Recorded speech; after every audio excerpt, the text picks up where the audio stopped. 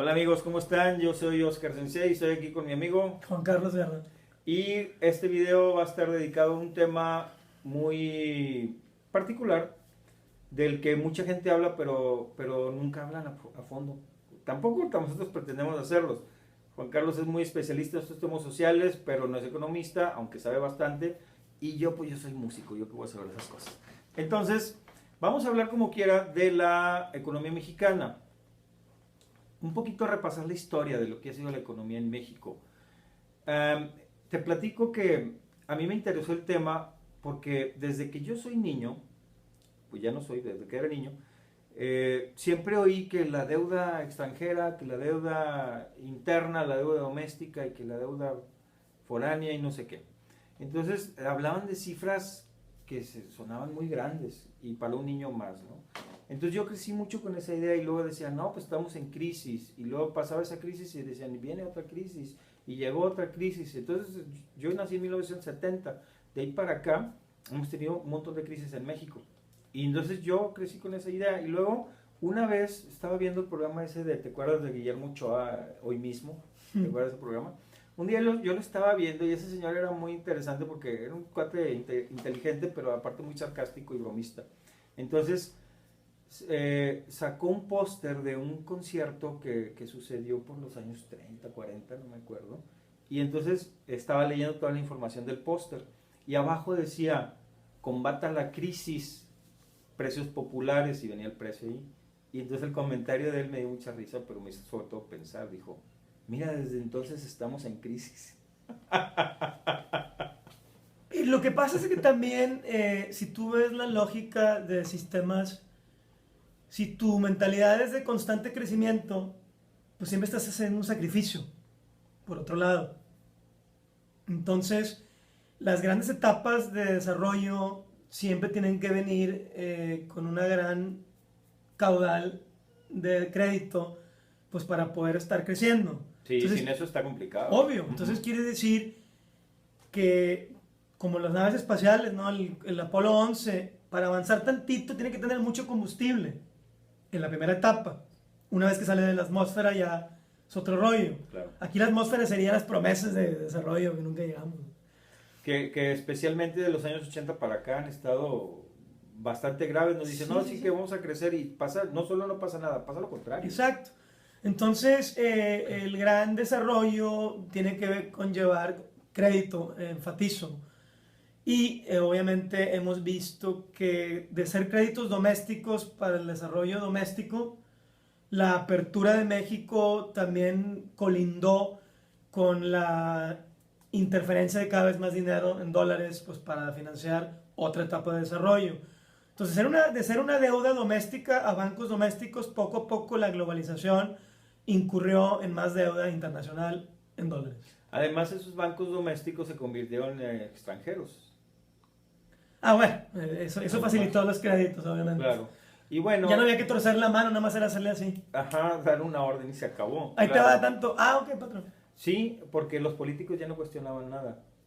Y pues siguiendo esto que te digo que ahora gobierna la banca, o sea, que ya no es la política lo imperativo, pues es ahí te va tanto para que me sobre tanto y si no, pues me cobro con lo que territorios o O con materias primas, ¿no? Con el petróleo. materias con otras primas, cosas. bienes, activos. Sí, que es de eso habla John Perkins en su libro Claro. Confesiones de un sicario económico. O sea, muy recomendable y ya hemos hablado de él en otras ocasiones. Ahí en Mundo Raro hemos publicado muchas cosas de John Perkins, videos. Sus libros ahí están en la sección de archivos, los pueden bajar también.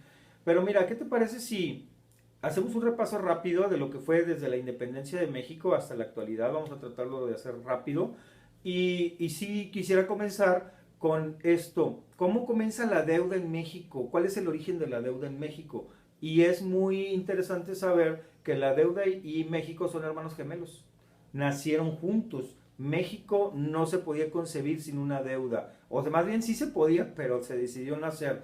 Cuando Simón Bolívar hablaba de aquel sueño latinoamericano, de hacer una sola nación latinoamericana, le dio mucho miedo a los ingleses y a los gringos, sobre todo a los ingleses, que eran la gran hegemonía de aquellos años.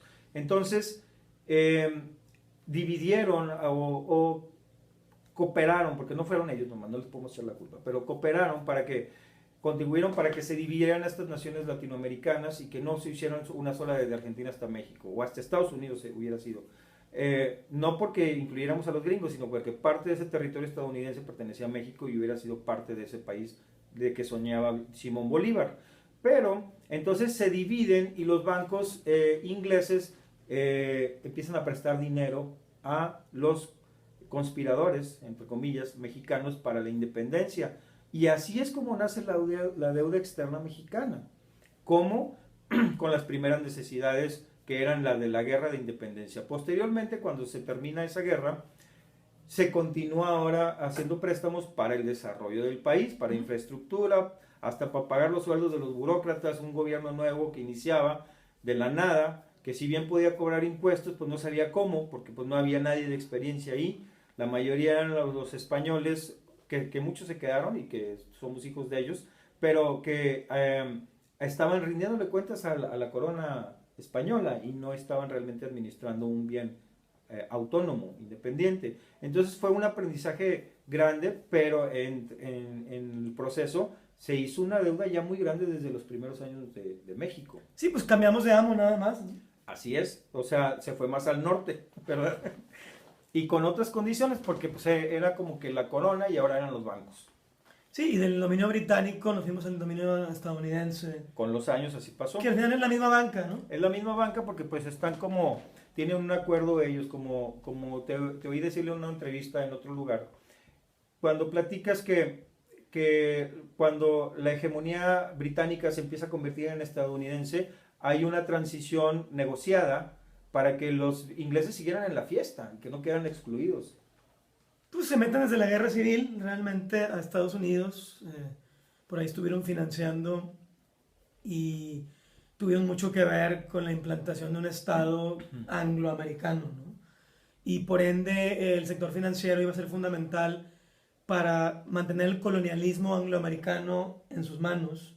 Y siguiendo este esquema que dices, pues Estados Unidos hizo lo mismo en Argentina, México. En casi todos los países se metieron, sí. Así es. Sí, de hecho, incluso está interesante hablar de esto. Los masones tuvieron mucho que ver. Los masones prácticamente inventaron el mapa del siglo XX porque ellos colaboraron con las guerras de independencia de toda América y toda Europa. Desde bueno, tiene una historia anterior, pero desde la toma de la Bastilla, de la independencia francesa, pues no sé si independencia, pero esa transición de la monarquía a la democracia francesa y después su versión estadounidense, porque fue muy similar y los franceses también apoyaron a los estadounidenses para independizarse de los ingleses, de facto, porque como dices, por abajo de la mesa estaban estos acuerdos con los que continuaban esta alianza y que al final se vuelve una alianza anglo-franco-estadounidense.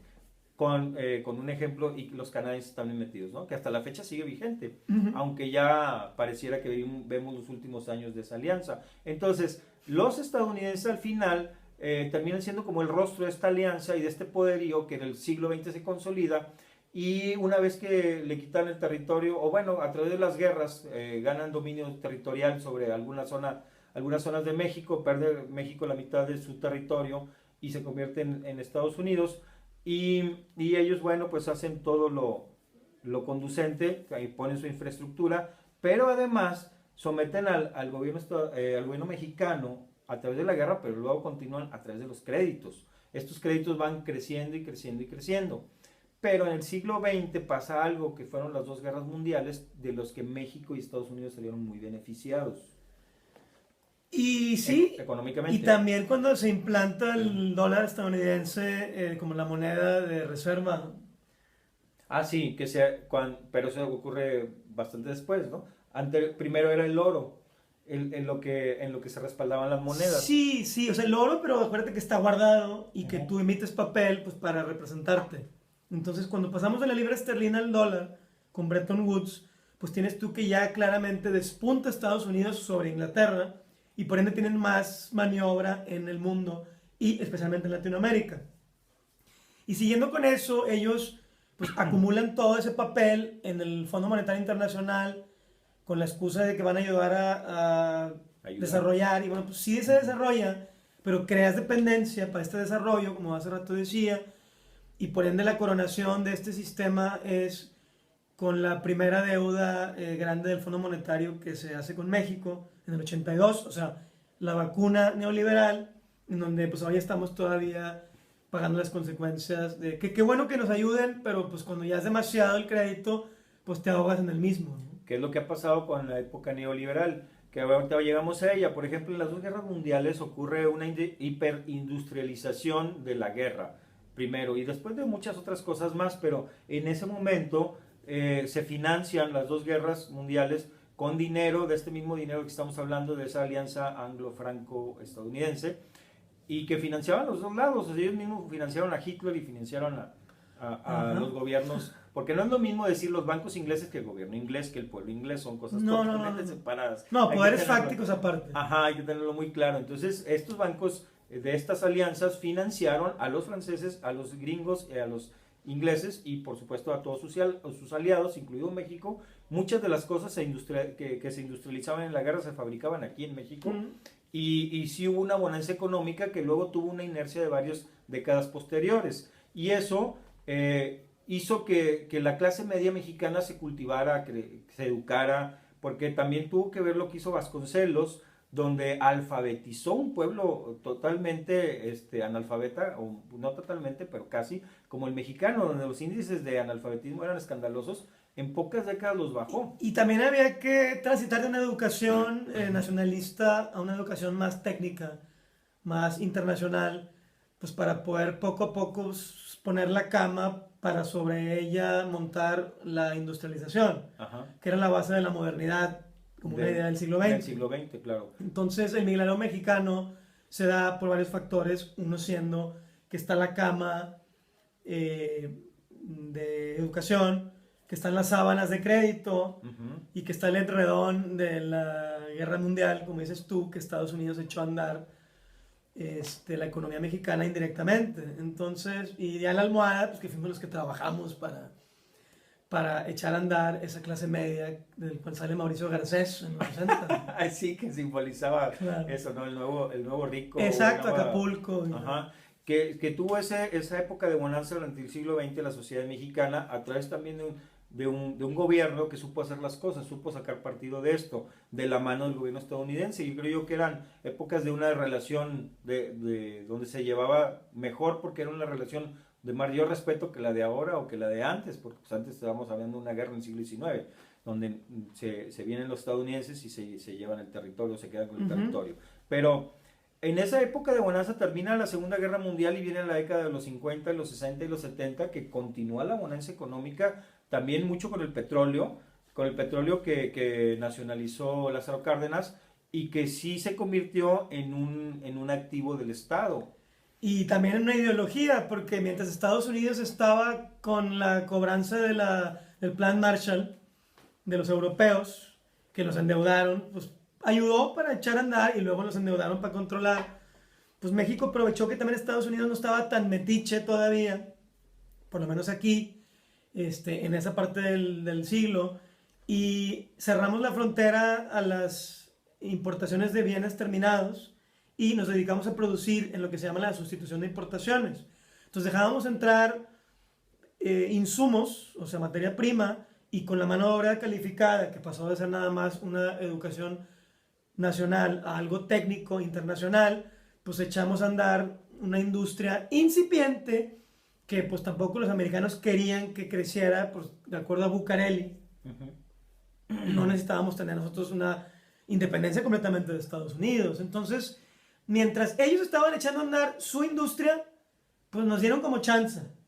Pero luego ya cuando se vino el crack del petróleo, la crisis de los árabes en los 70s, ya cambió la cosa y fue cuando ya pues, hubo que, de forma hemisférica, bilateral, empezar a ver más en cuanto a la especulación y a la economía del crédito, que es la hora que estamos viviendo el día de hoy. Que fue implementado todo esto en el régimen neoliberal, que tuvo un parteaguas con José López Portillo como presidente. En el sexenio de él se da una crisis muy profunda mexicana y que se intenta solucionar con estos créditos de los que hablas. Esa tendencia de créditos exagerados se da a partir de ese momento y se aprovecha. Bueno, de hecho creo yo que esa fue la intención.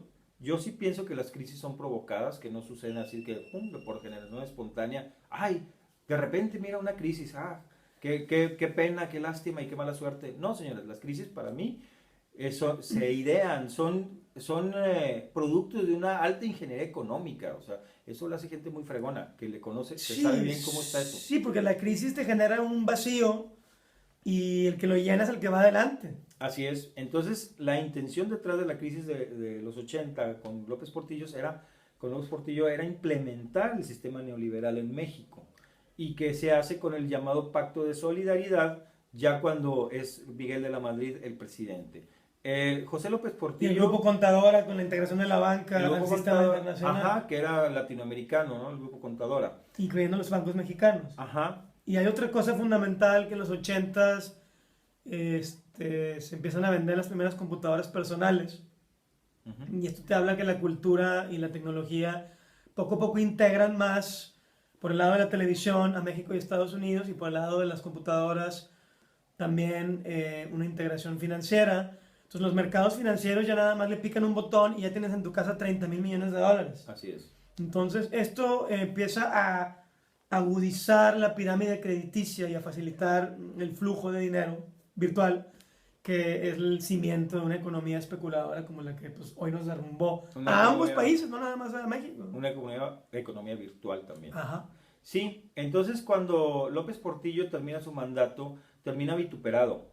Y a mí me llama mucho la atención que le hayan soltado la aplanadora, como decimos. El sistema como tal, todo el sistema mundial, urbano, con el que se opera y se administra la masa humana, que somos todos los habitantes del planeta, pues existe una forma de administración que está por allá, por encima de los gobiernos. Entonces ahí se toman esas decisiones de poner una crisis aquí, de darle una lección a fulano que no se quiso alinear, etcétera, etcétera. Entonces López Portillo lo había dicho en vida, que a él lo habían estado orillando a hacer determinadas políticas económicas con las que no estaba de acuerdo, uh-huh. Porque decía él que a largo plazo el país iba a salir perdiendo. Entonces él se opuso y mi hipótesis es que le siembran esta crisis muy bien hecha, no estoy aplaudiendo, les quiero decir que lo hicieron muy bien ellos, muy bien planeada y resultó en un desastre para México. A mí me tocó vivirlo, aunque muy joven, pero sí me tocó vivirlo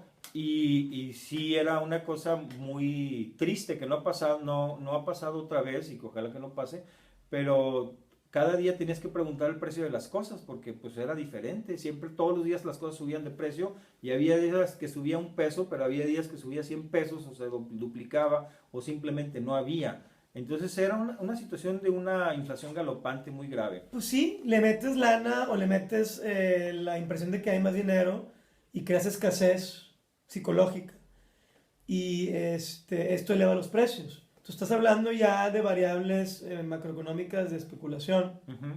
En un sistema también en donde quiero resaltar que se da la transición en los 70s, en los 80s, en los 90s, donde la banca empieza a tomar el control de la política cada vez más porque se acrecenta la necesidad de crédito y esto te va debilitando la república y la representación. Y como dice en el libro El sicario económico de John Perkins, que esta es una estrategia planeada de largo plazo donde se sustituyen las armas por el dinero.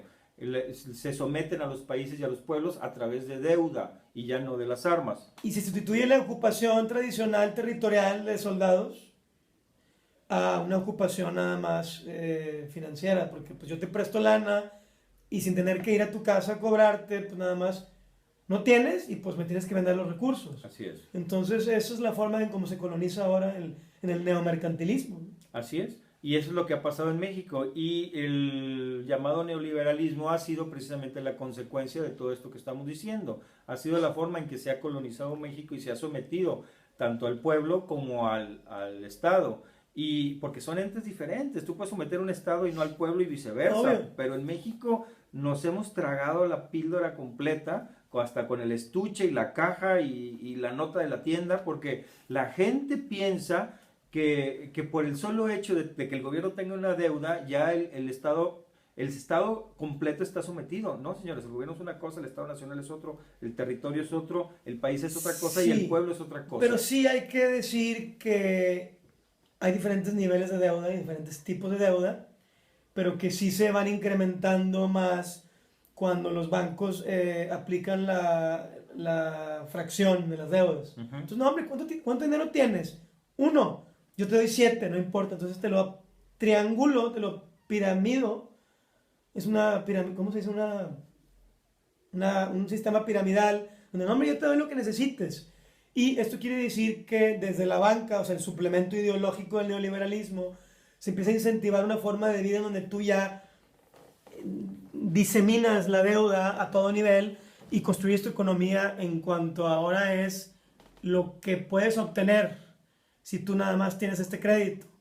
Entonces nos transformamos de ser una sociedad que producía a una que consume de acuerdo a promesas y esperanzas. Que eso es lo que falta decir, que toda esa infraestructura de economía real manufacturera que se desarrolló en la Segunda Guerra Mundial, en la Primera y hasta los años 80, se ha ido desmantelando sistemáticamente porque el neoliberalismo tiene otra idea, donde migras esa economía real a economías virtuales de servicios o de especulación, y que además, algo que no mencionamos muy importante es cuando, o sí lo mencionaste, que se pasa de respaldar tu moneda con oro a respaldarla después con dólares. Y luego después con deuda, lo cual es muy grave. Imprimiendo, claro, y dando créditos, créditos no muy seguros, porque una obligación del Estado es dar créditos para que haya crecimiento. Sin embargo, o debiera ser, ajá. Sin embargo, ahora ya los créditos son muy diferentes. No los manejan ellos. Ya no, los manejan los privados, pero además bajo condiciones muy ventajosas. Y eso ha provocado que la economía no crezca como debiera o como venía haciéndolo, y que la solidez de la economía mexicana se haya visto muy mermada. Porque además nos han dado muchos golpes en esa infraestructura, pero también en todo el sistema. O sea, es decir, el golpe se dio en la infraestructura económica, pero también en la cultura. Tenemos menos oportunidades y también menos educación, o una educación más deficiente, y también se nos ha programado las nuevas generaciones cada vez más para ser inmediatistas, utilitarios, técnicos. Obvio. Y menos humanistas, con menos cultura. Y con eso sigues la reforma laboral, en donde fragmentan el tiempo de hacer micros de segundo, porque nada más te necesitan tanto tiempo, porque el resto ya lo hacen robots o otras personas, o porque simplemente ya no te pueden ofrecer un trabajo normal, porque ya no está la estructura industrial o de servicios que te lo ofrecían. Así es. Más lo primero que de los servicios. Entonces, cuando tú tienes que el sistema ya no produce, pues el gobierno tiene que seguir cobrando impuestos, y si no hay lana porque la gente no está produciendo y no hay con qué pagar de vuelta al gobierno, pues el gobierno incrementa la deuda y depende más de la banca. Entonces empiezan a tapar boquetes fiscales con más deuda, y entonces esta deuda, pues ellos nada más están 5 años y luego se la dejan al Bronco, y el Bronco, pues por más de que vaya a haber crecimiento o incentivos para los créditos productivos, pues por más de que quieras, hay un chorro de deuda privada que debes, y por ende están hipotecadas las siguientes generaciones. Sí. Entonces es un círculo vicioso en donde vemos de que ellos se van y no, pues que les vaya bien, porque se debe tanto y ellos también incurrieron en tanto para poder seguir con la parafernalia y la onda y el guau, y al final pues no hay un sector productivo que te esté echando a andar números económicos que amparen tanta representación burocrática. Entonces esta dinámica ha llevado a que en este año, ahorita estamos en el año 2016. Fascismo. Claro. En este año tenemos ya una deuda mexicana, tanto la interna como la externa, ya que está a punto de no ser manejable, porque ya está arriba de la mitad del PIB. Ya está arriba de la mitad del PIB. Y eso es muy peligroso porque estamos a punto del colapso. Y el gobierno, ¿qué está haciendo? Lo mismo que ha hecho en los últimos 20, 25 años, que es bajarse los chones y dejar que hagan con ellos los que quieran los extranjeros. Sí. Es una situación muy grave. Y su defensa es de que pues, Estados Unidos está en el 110 de la deuda del PIB, entonces pues, no importa, patrón, mira cómo están ellos. ¿Tú te acuerdas de la crisis argentina del 2000, de esos años? Sí. El PIB llegó a ser del 100%. Entonces... la deuda PIB, sí. Sí, del 101, algo así, pero ahora arribita del 100. Entonces, simplemente ya no había manera de cubrir esa deuda. Ahora, no necesitamos llegar al 100 para que haya un problema. Ahorita con arriba del 50 estamos ya en un problema muy grave, porque ya es una deuda que se va complicando su manejo poco a poco más. Y la inercia del gobierno es a seguir perdiendo más créditos y a seguir pagándolos. Ahora, sí, sí, puedes deber 1000%, pero si produces al 20% del PIB, pues la vas a pagar, despacito, pero pagas. pagas, pero si estás creciendo al cero, o sea, perdón, si no estás creciendo, y si tienes deudas de 50, pues Ahora, por ejemplo, esos dineros, digo, esos números de crecimiento que dan las cifras oficiales, a mí también me parece que están manipulados, porque nos han dado como el 3%, 2%, y en la economía real yo no veo eso, yo veo al contrario un decrecimiento, se ha estado contrayendo, o por lo menos es mi hipótesis, yo no soy economista ni tengo números para respaldarlo, pero sí soy una persona que trabaja todos los días y que sale a partirse la madre a ganarse el dinero en la calle. y no alcanza. Y no alcanza, y veo que cada vez es más difícil, y yo no estoy solo en esa situación, y me deben dinero y me pagan a los 6 meses, a los 10 meses, y yo debo dinero y pago igual, y estamos todos embroncados. Eso no ocurría antes tan frecuentemente como está ocurriendo ahorita, y ese es el mejor indicador, y vete al mercado y mira el precio de las cosas. Y si paradójicamente, o sea, crece la deuda y crece la burocracia. Además, y los más asesores y la chingada. ¿Y por qué? Porque esta burocracia simplemente le pica el botón al cajero y pues sale lana y pues se lo cobran al pueblo. Y a ellos no les cuesta. Entonces socializan las pérdidas y privatizan las ganancias. Entonces esto pues es una receta terrible porque está subiéndole la temperatura a la olla y la tapa la reforzaste. Ahora, iba a preguntar algo, tú seguramente conoces a Lyndon LaRouche. Este tipo, desde los 90 ya decía que la deuda mexicana ya se había pagado, porque los intereses, de acuerdo a los contratos que se han hecho, han sido contratos ventajosos para los bancos y en base a solo pagar intereses, que es lo que ha hecho el gobierno, solo pagan intereses, muy poco a capital. Entonces el capital ahí se va a quedar toda la vida y van a estar pagando intereses, y solo de intereses se ha pagado, por lo menos hasta los años 90 se había pagado 3 veces la deuda mexicana, más lo que se ha incrementado de 20 años para acá. La verdad es que no es más que estar ordeñando una vaca, y donde nos tienen trabajando a todos para que produzcamos esa leche. Y te digo para qué son los impuestos que están cobrando de más ahora, para pagar los intereses sobre la deuda. No para servicios públicos, no, es para mantener la vaca sagrada. Así es, entonces cuando nos salen con que nos salen de que, no, pues vamos a desaparecer los servicios de salud o educativos porque ya no hay dinero para soportarlos, o las pensiones, pues que piensen en la deuda se está llevando mucho más dinero. Actualmente, solo los intereses de la deuda están llevando el presupuesto de 3 secretarías.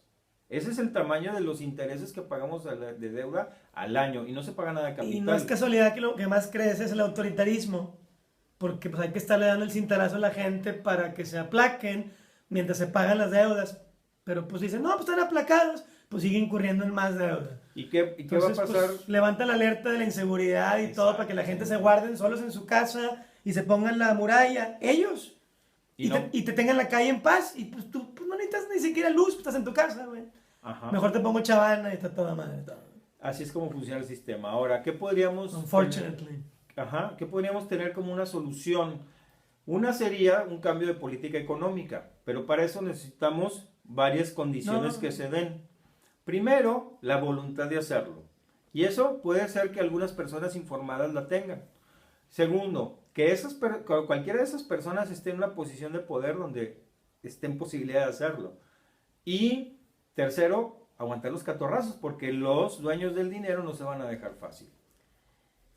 Yo creo que la solución viene desde el cambio de la conducta personal, porque si todos desde lo micro dejamos de consumir y dejamos de meterle al crédito, la maquinaria se para por lógica.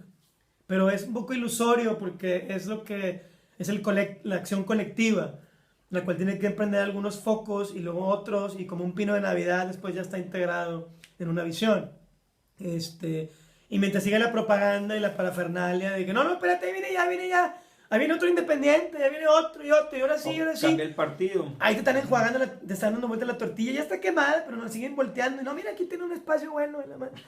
Y no, espérate, no sé qué, y ahí sacas un totopo y tranquilo, güey. O sea, y por ejemplo, es una tostada tatemada, darle la vuelta a la página, pero no conviene porque habría que cambiar la estructura política, cultural, económica e ideológica del sistema. Y bueno, viene muy a cuento hablar de López Obrador, porque a él le manejaba ese discurso de cambio de política económica, ha denunciado a la mafia que está en el poder, pero de lo que no han denunciado a los que están arriba de la mafia del poder. Y entonces no sabemos si él si llegara, estaría haciendo lo mismo o estaría realmente implementando un cambio. ¿Tú qué piensas? Es el más contento con el triunfo de Donald Trump porque ya se ve la línea del nacionalismo económico de Brexit. Y ahora Estados Unidos, seguimos nosotros. Y ahora México puede jugar la carta, oye, vamos a hacer la economía nosotros y make Mexico great again. Ah, no, perdón, hay que hacer México grande otra vez y vamos a producir otra vez. O sea, como que le faltaba eso. Ese apoyo más de económico, pues para que hiciera sentido su discurso nacionalista tradicional, étnico, pues para que otras clases medias y otros grupos étnicos del país se puedan subir a bordo. Entonces yo creo que la tiene fácil, digo, no estoy a favor, no estoy proponiendo nada, pero digo que pues también vas a ver que van a enarbolar esta bandera la derecha, ¿no? Porque, mira, pues ahora lo que viene. Apá. Claro. Qué pena que tengamos que validarlo desde el extranjero, nuestras ideas, ¿no? Pues generalmente así son los países, somos espejos y cuando no hay mucho adentro en cuanto a hechos, pues estamos viendo al vecino. Y en vez de que el sistema nosotros mismos promulguemos este tipo de crear ideas nosotros mismos y de seguirlas, pues no, como dices, somos un espejo y estamos esperando a ver qué pasa allá en el norte para después hacer lo mismo acá. Por lo pues menos, es más fácil el Gerber que morder completamente un brócoli. Un brócoli, un hueso. Que, Un hueso. Ya te dieron un Gerber. Un Gerber de Ahí hueso. viene ya suavecito. Un Gerber de hueso. No le muevas. Muy bien, Juan Carlos. Entonces, más o menos hicimos un reparto de la economía mexicana y, pues, palabras finales. Muchas gracias por la plática. Y pues viva México. Y pues gracias a ustedes que nos aguantaron media hora viendo este video. Exacto. Hasta luego.